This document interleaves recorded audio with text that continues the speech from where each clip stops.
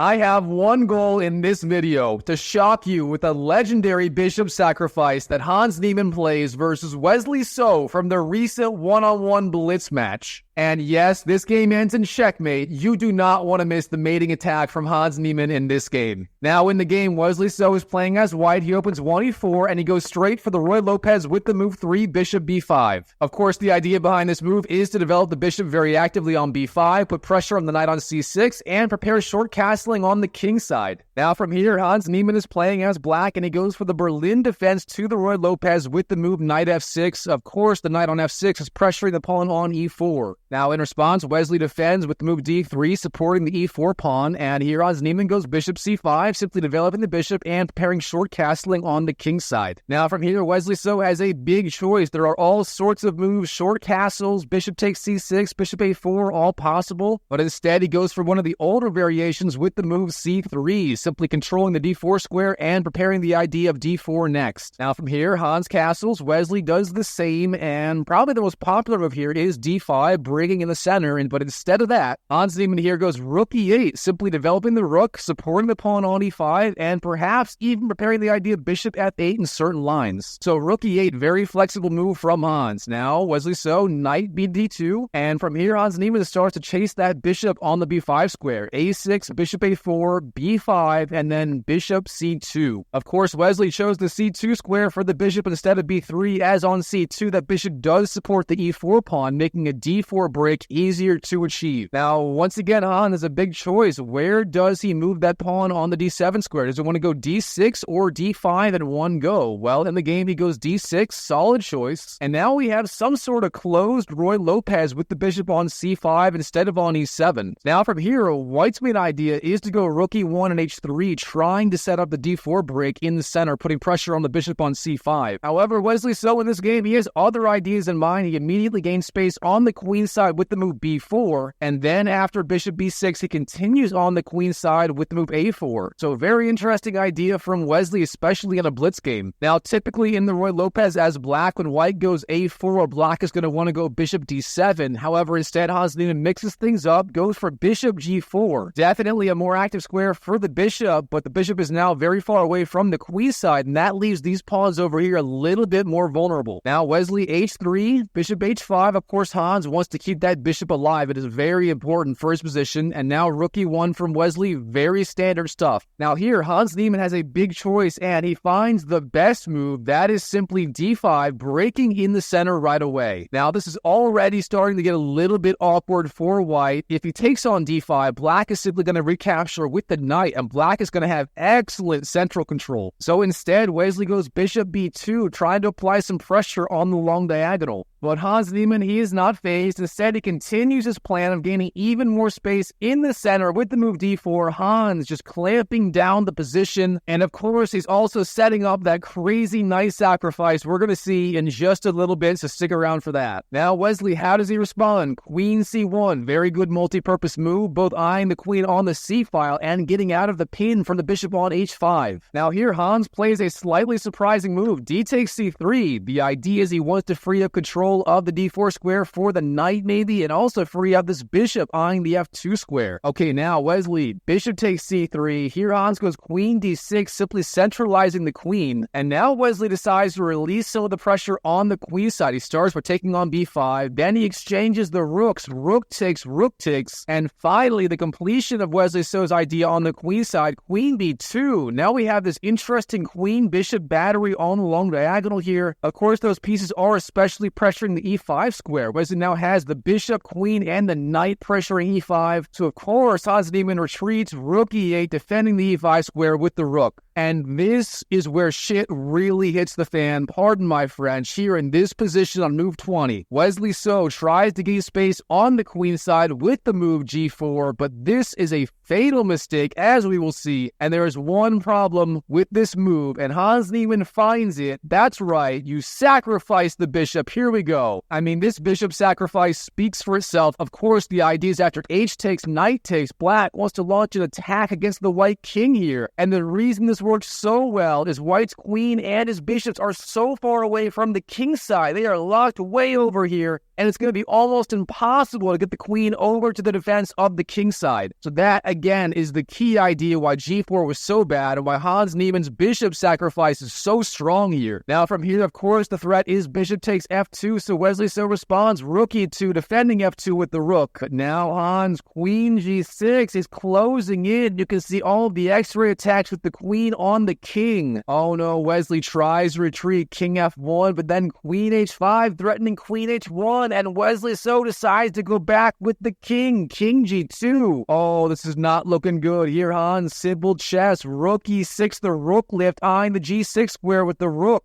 What is Wesley going to do? Well, he starts queen a2, and believe it or not, there is a back rank mate threat if Hans Niemann does not respond. So Hans here has plenty of moves. King f8 is decent. Instead, he goes h6, creating that loft square for the king. And now Wesley continues to fight. Bishop b3, putting pressure on the rook and the f7 square. However, Hans Niemann not phased. Rook f6, good multi-purpose move, defending f7 with the rook, and also eyeing the knight on f3 in some lines. Oh boy, okay, Wesley, bishop d5, attacking the knight, trying to complicate the game, but Hans Niemann, knight e7. He simply retreats, attacking the bishop. Maybe the knight goes to g6 and then f4 in certain lines. Okay, Wesley, knight f1, trying to reroute the knight, perhaps knight g3 coming next. But Hans Niemann, he is not amused, and here he finds another unbelievable move. If you like puzzles, go ahead and pause the video right now and try to find the crazy idea that Hans Niemann found right in this position. Did you find it? If you did, kudos to you, my friend. Here in this position, Hans Niemann channels Gotham Chess, and he sacrifices the rook. Oh my goodness, just a clean rook sacrifice. Of course, the idea is if the white king takes the rook, then you have checkmate in two moves. You start queen h3, then knight g3, and finally the unbelievable knight to h2. And believe it or not, all the squares around the white king are blocked off by black's pieces. Oh boy, okay, instead of king takes f3, what you have to do here is knight g3, trying to defend. But Hans Niemann, once again, not amused. This next rook sacrifice just speaks for itself. Rook takes g3.